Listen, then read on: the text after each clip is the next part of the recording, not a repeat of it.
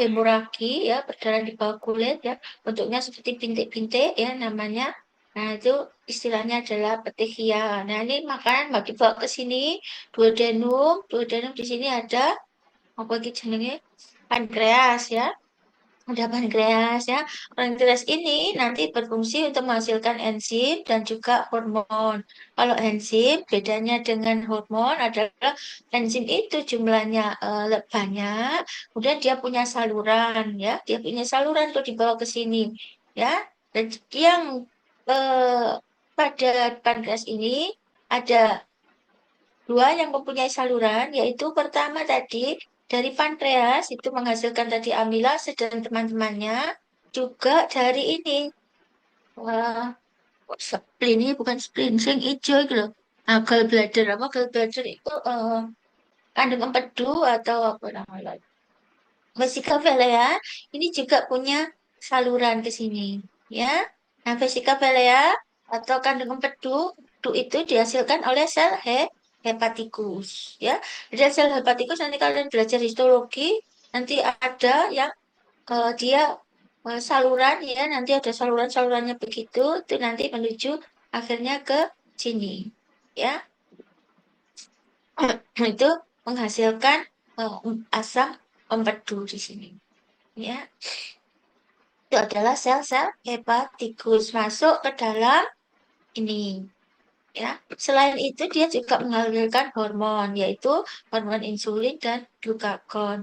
Dimana kalau insulin itu nanti gimana kalau hormon itu nanti dia tidak punya saluran tapi melalui proses difusi osmosis di dalam pembuluh darah yang ada di sini ya, di pembuluh darah yang ada di dalam pankreas kemudian dibawa ke seluruh tubuh ya, dibawa ke seluruh tubuh. Kalau misal insulin tadi, kalau ini misal di sini sudah pada duodenum ini diserap ya makanan oleh vena mesenterica tadi kan dibawa ke vena porta di sini, hepatika di sini ya kan mengalami metabolisme dan detoksifikasi. Nah, nanti dibawa ke vena porta. Sorry, ke vena hepatika, kemudian ke vena cava, menuju ke jantung. Jantungnya di mana? Di bilik kanan, ventrikel kanan. Kemudian dibawa ke atrium kanan, kemudian dibawa ke apa namanya? Ke paru-paru untuk diberikan oksigen, kemudian dibawa ke seluruh tubuh. Gitu ya. Seluruh tubuh nanti nanti gula itu nanti kan berubah jadi glukosa 6 fosfat dan sebagainya ya. Itu biasanya kan metabolismenya ada di dalam hepar ya. Nah, dalam siklus Krebs nanti dia tidak bisa misalnya kulitmu butuh oksigen, sorry kulitmu butuh glukosa, misalnya ototmu butuh glukosa, ginjalmu misalnya butuh glukosa, kemudian misalnya otakmu butuh glukosa, hampir semua sel ya, semua sel membutuhkan glukosa dan oksigen. Nah, kalau tidak ada insulin, dia tidak punya kendaraan untuk membawa. Dia akan tetap beredar terus di seluruh darah. Itu ya. Sedangkan kalau hewannya makan terus, contoh ini adalah pada kucing-kucing yang sering diberikan makanan pet food yang garing tuh, apa? Yang kering. Gitu. Ya, kayak kucingku itu kan kalau yang suka suka apa sih itu makanan yang kering tuh gendut-gendut. Kalau yang dia nggak suka itu biasanya kurus-kurus tapi sehat. Nah, itu nanti bisa tadi kembali ke fatty liver. Balik ke fatty liver yang tadi nanti.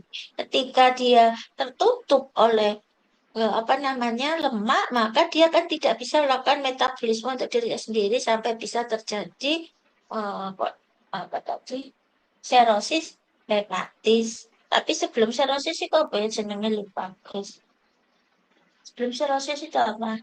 Lupa lah, terus tuwek. Sebelum serosis itu apa?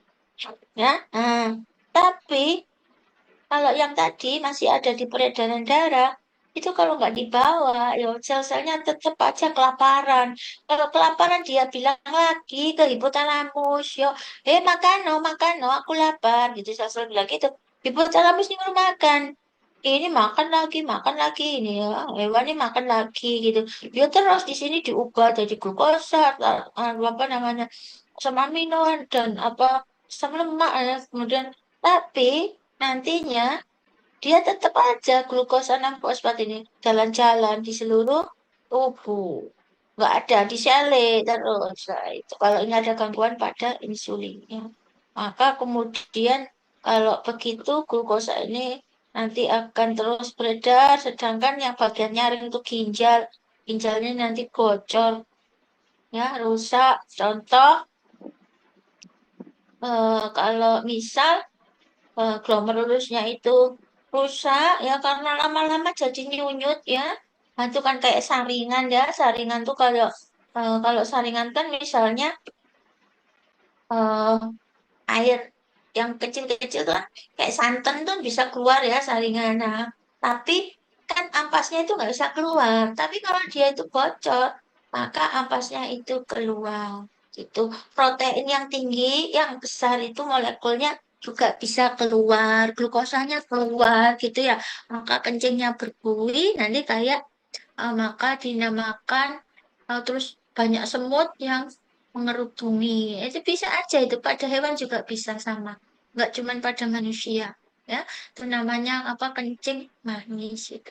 Itu sering sekarang karena hewan-hewan itu dipelihara dengan eh, eh, apa standarnya manusia. Jadi dia bisa terkena eh, diabetes juga, gitu ya. Terus ini tadi kenapa sekumnya kok dua? Nah, ini karena ayam itu juga merupakan hewan omnivora, ya. Oh, hewan omnivora. Jadi dia juga makan rumput. Itu sekarang Bugris, apa itu ayamnya Bugris dia makan apa itu, lombok, ya.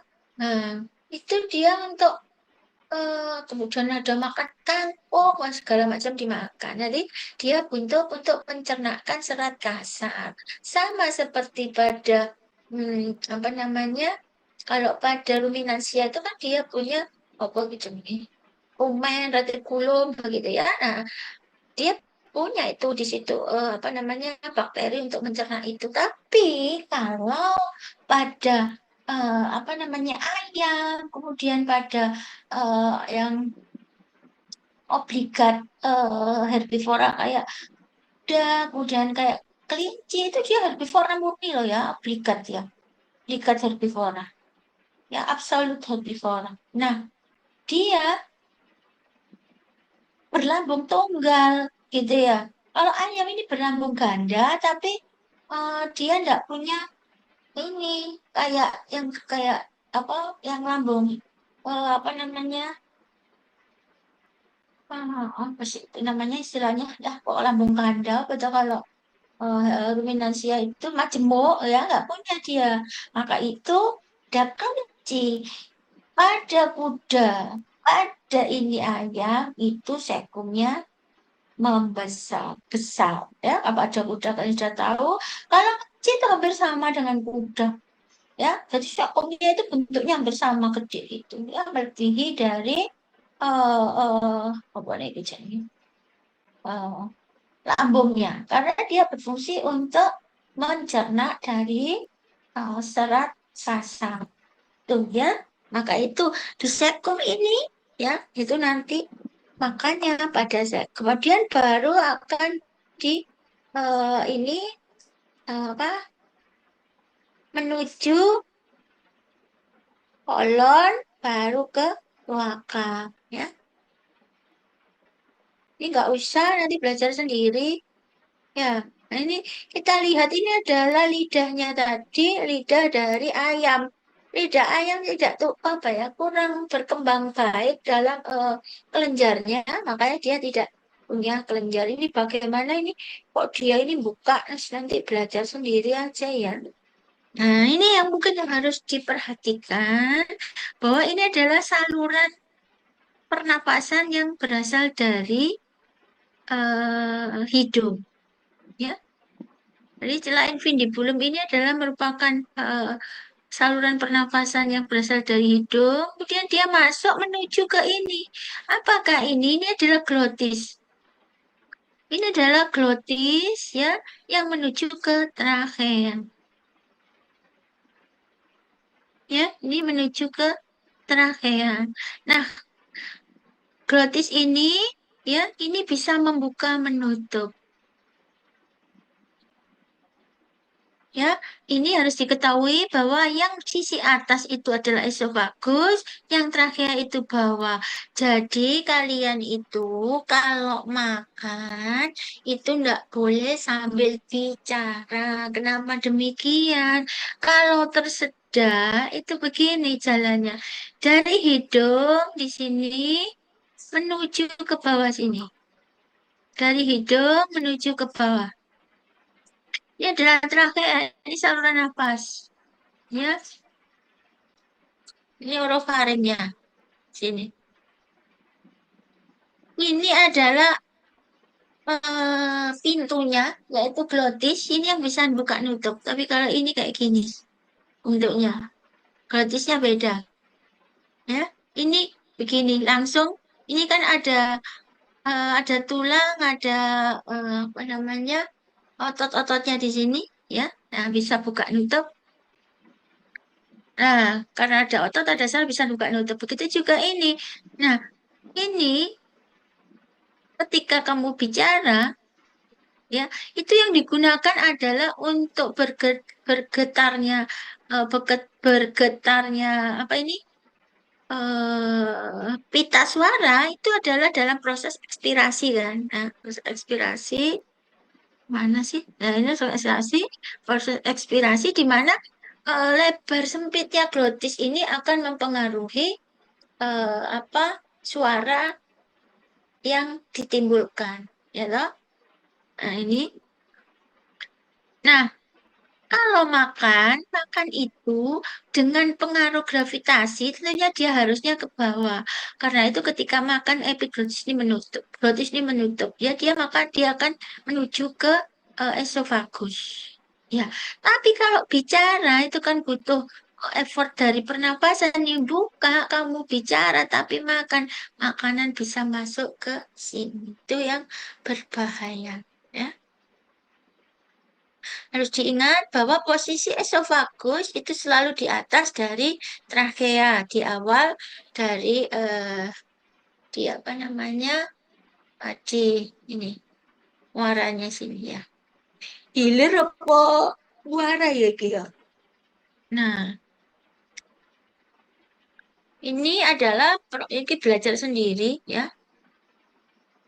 Ini adalah proses makan. Dia makan enggak apa-apa, dia enggak perlu diangkat. Tapi kalau minum itu perlu diangkat, ya. Nah, karena apa? Tentunya ini terkait dengan proses apa ya gravitasi ya. Kalau minum di sini ya, kalau dia nggak diangkat, ya dia nanti tetap akan.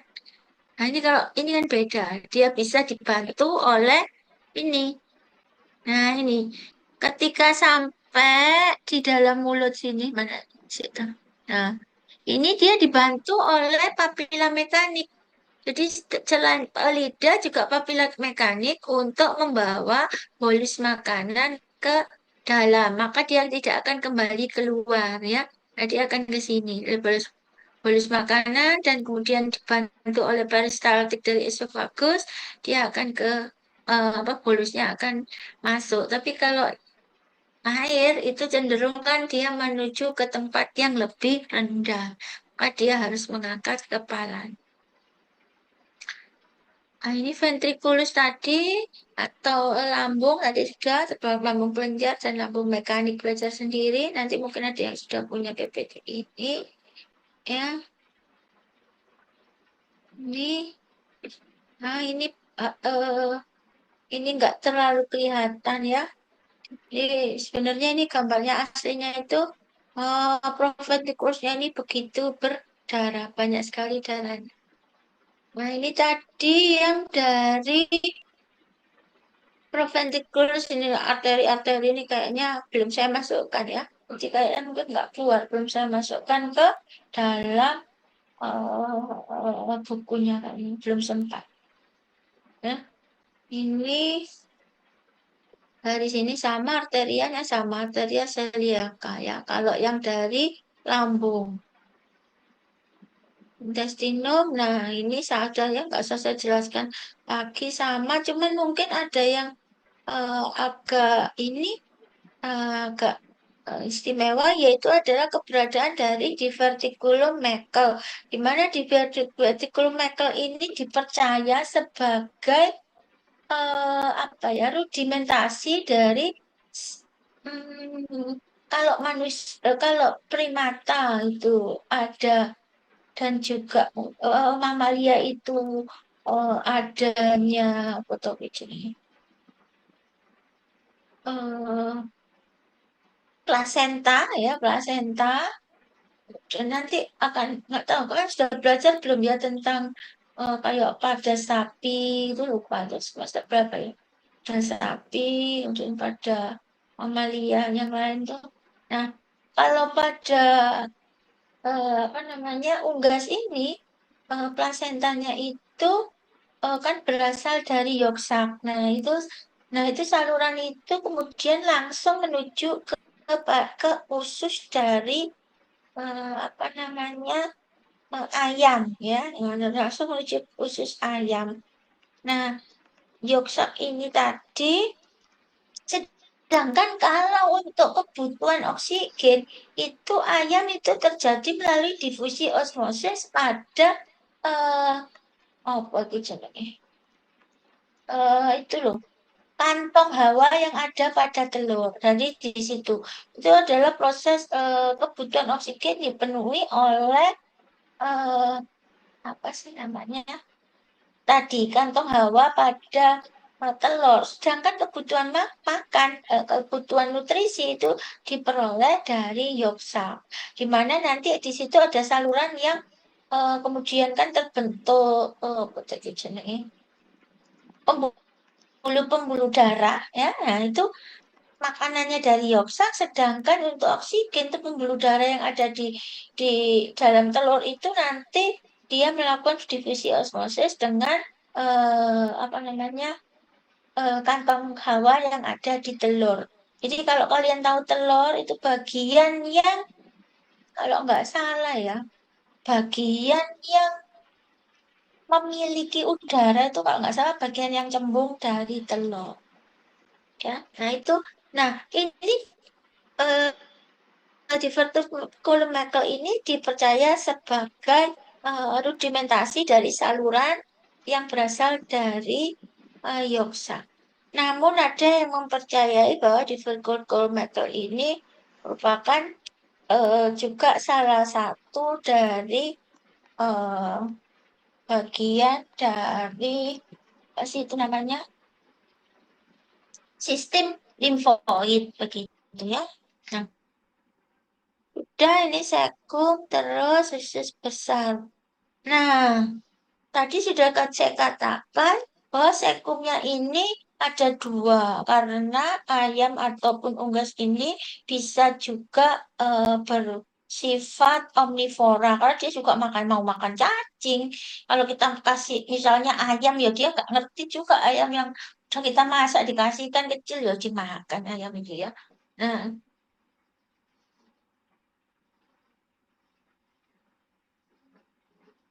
Nah, sekum di sini berfungsi untuk memecah selulose. Karena apa? Karena tadi dia tentunya punya bakteri penghancur selulose sama dengan sekum pada kuda dan juga pada kelinci ya.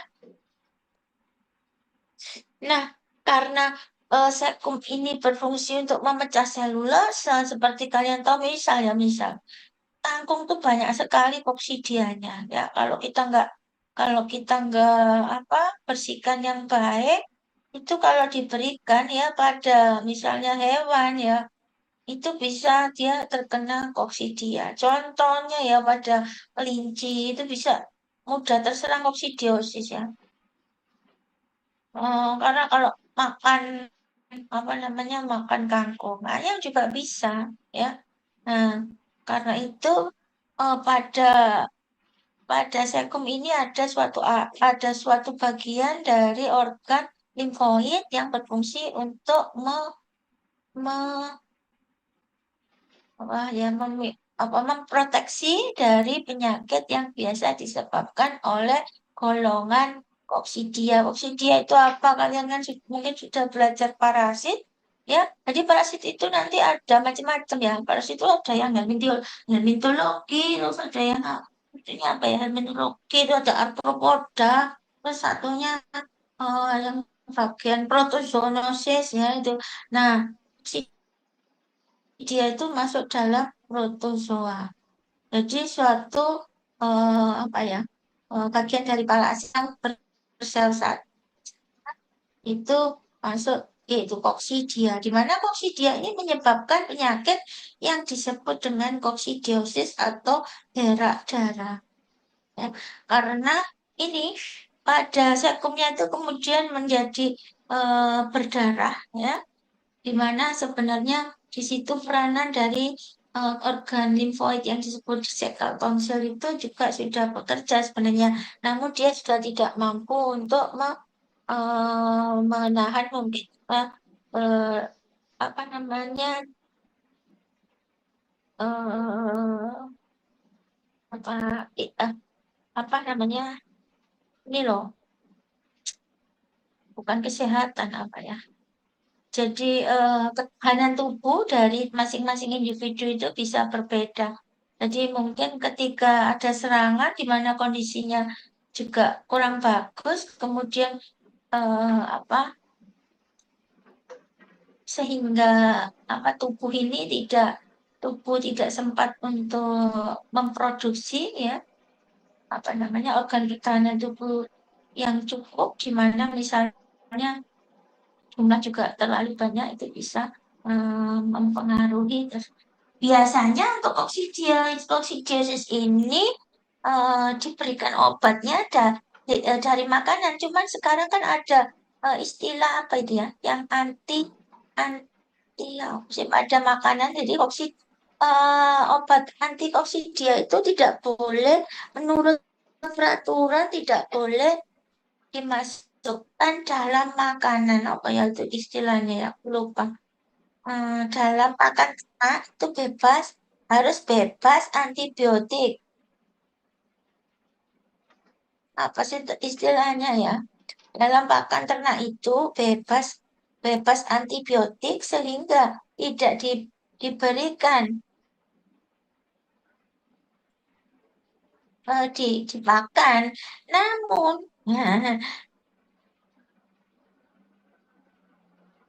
berat kebijaksanaan ini juga sebenarnya eh, kebijakan ini kemudian sebenarnya juga tidak diikuti oleh pengawasan di lapangan sehingga kemudian ternak mencampur sendiri. Kalau seperti itu sebenarnya juga eh, kemudian pemberian itu juga tidak bisa apa namanya dimonitor malah justru ya karena mungkin bisa ngawur gitu ya. Kalau nggak salah apa ya namanya? Oh, bebas AGP atau apa gitu loh ya. Nah, itu nggak boleh bebas gitu-gitu. Nggak tahu namanya, aku lupa ya. Nah, terus lupa bisa namanya. Nah, ini kondisi dari sekal tonsil ya yang mengalami ini adalah kondisi dari ini adalah sekum ya, ini adalah sekum. Kemudian ini biasanya adalah posisi dari eh, apa namanya sekal tonsil itu ada di ujung sini ini mengalami perdarahan. Karena dia tidak mampu untuk eh, memproteksi daripada keberadaan koksidia. Ini ya.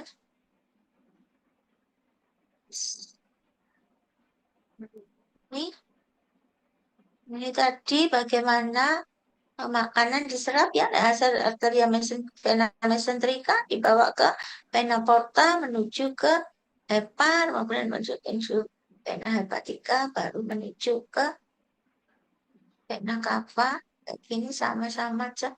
Udah nggak usah banyak-banyak. Nah, ini semua. Ya tadi yang harus diperhatikan pertama bahwa perbedaan dari unggas tadi dengan mamalia apa tadi, uh, terutama dalam sistem respirasi dan urogenital kan begitu ya. Nah, di urogenital ini juga bahwa eh, apa ya sistem pengeluaran ya itu dia pada mamalia itu kan punya vagina, punya anus. Nah ini pada hewan ini pada unggas ini tidak punya semuanya berakhir pada apa namanya pada anus ya pada anus semuanya berakhir di anus tidak punya kayak vagina begitu ya.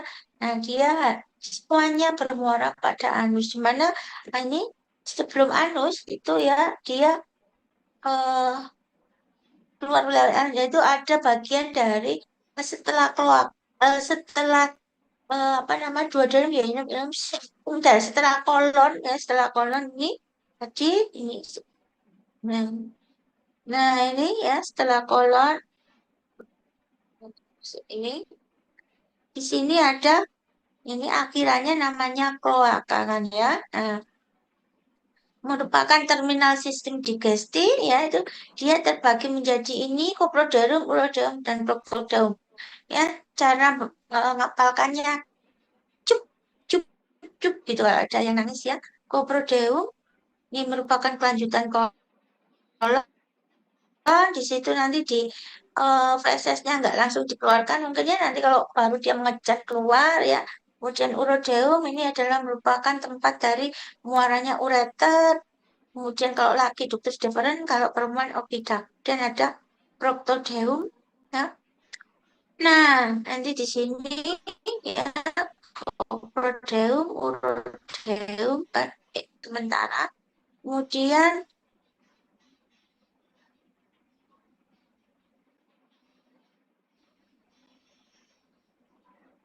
ini ada bagian yang disebut dengan eh, apa namanya bursa kloaka ya. Nah, bursa kloaka itu atau bursa Fabricius yang kalian kenal sebagai organ limfoid primer. Jadi kan waktu semester 1 ada organ limfoid primer yaitu bursa Fabricius dan juga timus sebagai tempat diferensiasi dari sel limfoid. Ya, kalau yang bursa Fabricius kemudian apa namanya ada sumsum tulang juga ya itu sempat diferensiasi sel Albusa fabricius sebagai pusat diferensiasi sel B ya kalau apa, timus sebagai pusat diferensiasi sel B begitu. Namun kalau misalnya kalau bukan unggas selalu kalau kan nggak punya bursa fabricius selalu di mana dia untuk diferensiasi sel B-nya kan masih ada sumsum tulang ya. Nah, itu sebagai tempat diferensiasi daripada apa namanya sel limfoid yang nantinya kalau sel B tentunya nanti menghasilkan imunoglobulin ya. Kalau sel T ya ada T sitotoksik, ada T helper dan sebagainya yang akan kalian pelajari di sistem imun. Apa sih diferensiasi itu? Ya dia waktu baru lahir itu kan belum bisa mengenali antigen ya. Nah, baru lahir itu kan belum mengenal antigen yang ada di alam itu apa saja kan gitu. Nah nanti baru di situ nanti kayak tentara itu di nanti baru masuk apa itu akademi, akademi kemudian. Nah kalau masih kecil itu kemudian kan masih dapat tentara dari induknya. Nah, kalau baru lahir masih dapat tentara induknya dari kolostrum dan sebagainya.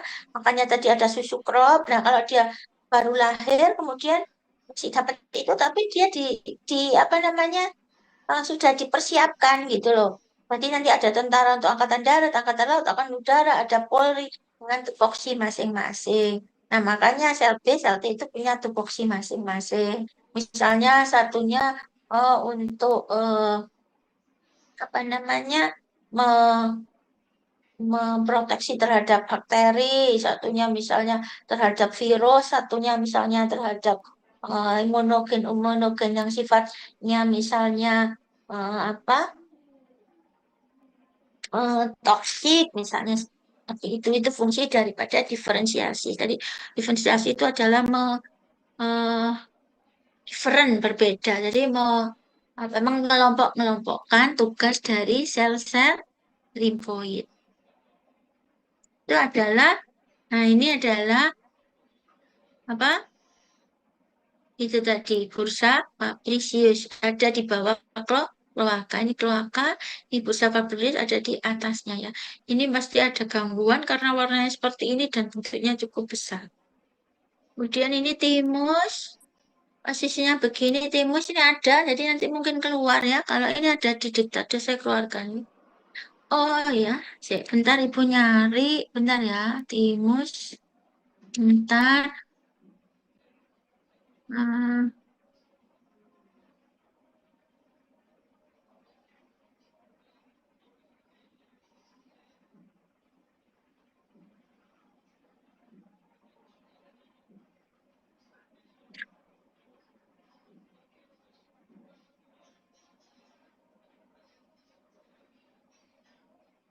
hmm, hmm,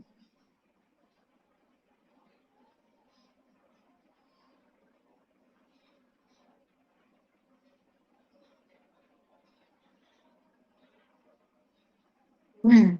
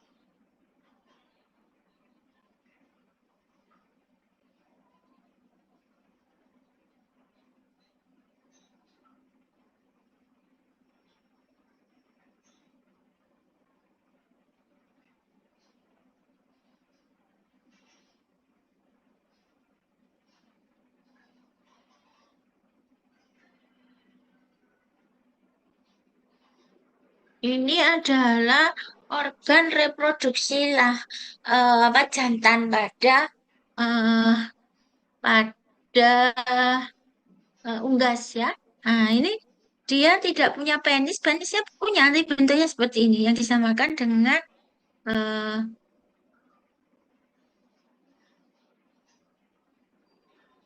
ya, yang dinamakan dengan palus ya. Nah, ini nanti kalau misalnya ada apa namanya sperma yang keluar ya, nah, maka dia akan keluar di sini, di kloaka ini. Pada urodeum di sini ya. Nah, dia kemudian dia nanti akan ini ya, di sini, sorry, di sini dikeluarkan di sini, kemudian dia akan masuk ke sini, ke nah, fossa ejakulatoria. Maka dia akan kemudian menuju ke saluran di sini ya. Ini adalah korpus daripada palusnya ya. Nah, nanti dia akan dibawa menuju ke sini, kemudian menuju ke organ kelamin.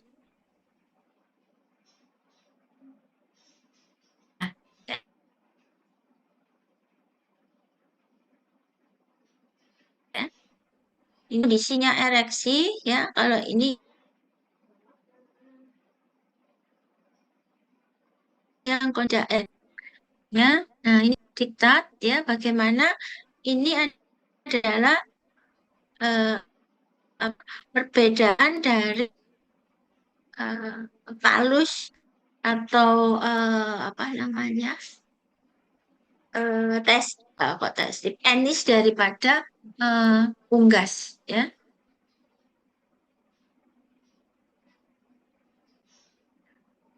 Nih, ini kondisinya kalau dia tidak ereksi, dia ada di dalam. Tapi kalau ereksi, dia ke sini, Bang, seperti ini keluar. Ya, ya. Nanti dilihat di kalau sudah kapan sih jadinya belum tahu saya. Kalau sudah eh, apa selesai nanti ininya apa namanya? Kalau sudah selesai, eh keliru. Kalau sudah selesai ininya, diktatnya ya, belajar di situ. Oke, kertasnya nggak konsen. Nah, ini tadi timus ya. Nah, timusnya bentuknya gini. Ah, sering dikatakan bahwa timus itu kemudian mengecil ya ketika hewan sudah dewasa. Namun hal itu tidak sepenuhnya mengecil ya, tidak sepenuhnya mengecil karena nanti dia berfungsi mempunyai fungsi yang lain ya.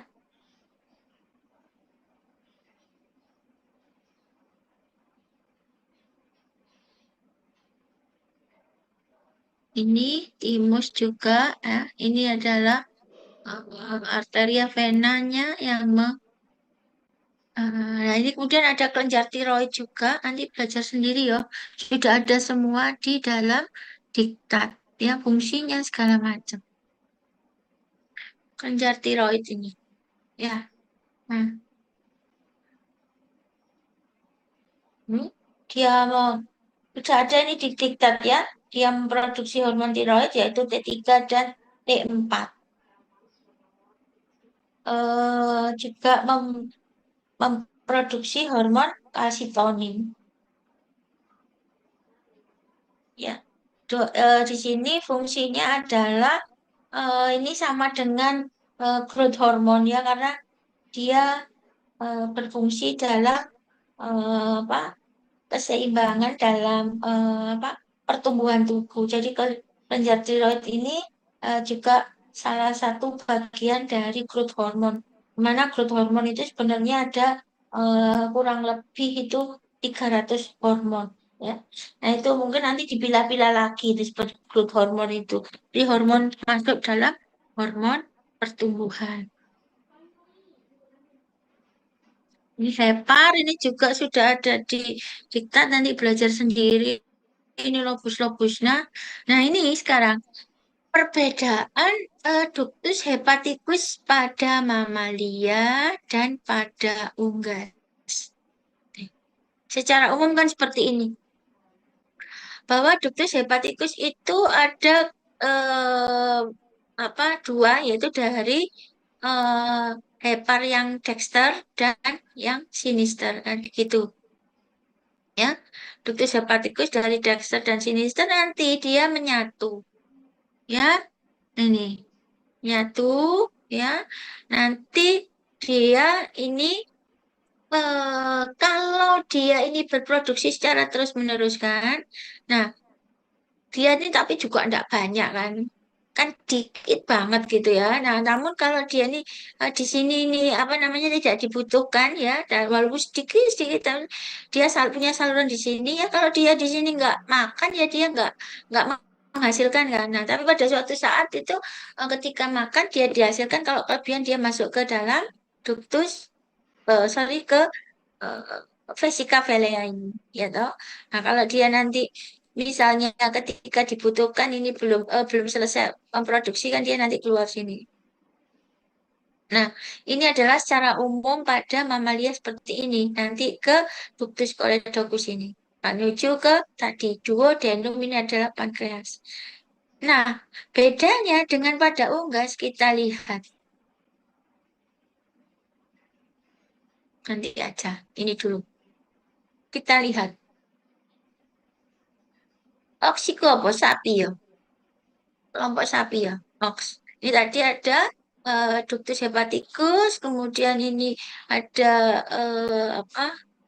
Versicolea, kemudian ini ductus cysticus ya di sini dari Compactafelea, kemudian nanti ke ductus coledochus menuju ke apa itu jenenge duodenum ya. Nah, ini adalah pada anjing hampir sama ya, ada uh, ductus hepaticus, kemudian ya ductus hepaticus ya, ductus cysticus. Cuman kalau pada ox nih kita lihat ductus cysticusnya agak panjang, kalau pada anjing lebih pendek.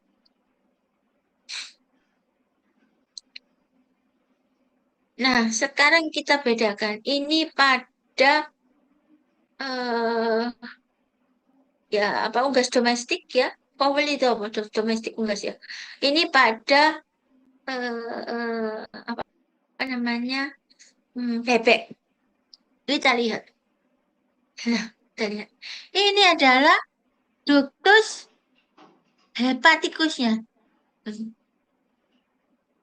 Kalau pada sapi kalian kemarin lihat, kalian ingat itu pada ada bronko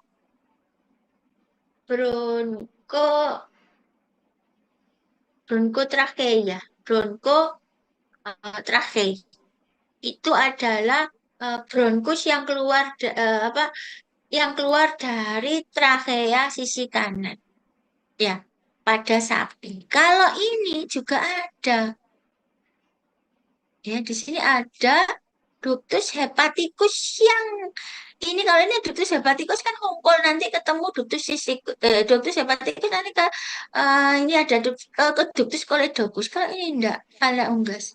Pada unggas ada dari hepat langsung ductus hepaticusnya menuju ke duoden. Ada dua yang langsung menuju ke duodenum, ada yang menuju ke ductus coledochus atau menuju ke ductus cysticus menuju ke apa sih jenenge iki? Uh, Galbraiths.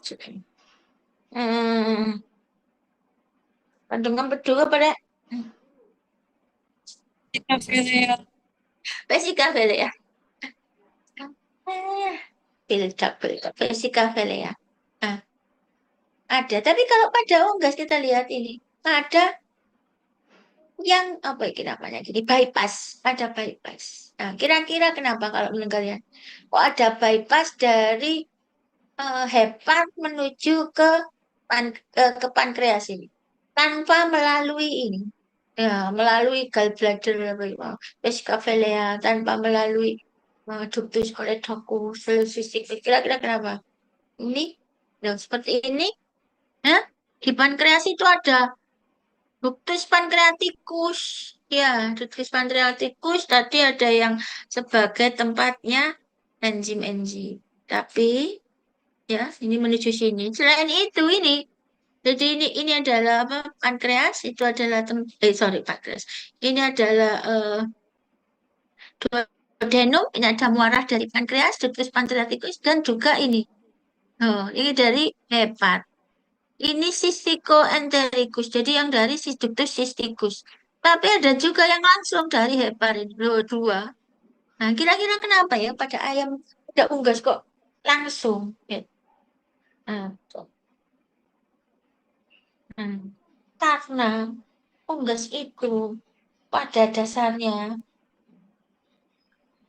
hewan yang kalau diberikan makan artribitum, terutama kalau kalian lihat pada ayam broiler, itu kalau dia itu apa ya habis dimakan buahnya kenyang mungkin dia akan tidur sebentar, pasti makan terus, dia makan terus. Jadi kalau misal di peternakan gitu ya itu kalau ingin ayamnya cepat besar itu biasanya lampu mematikan lampu itu diperlambat, berbeda dengan kalau jadi biasanya kalau harusnya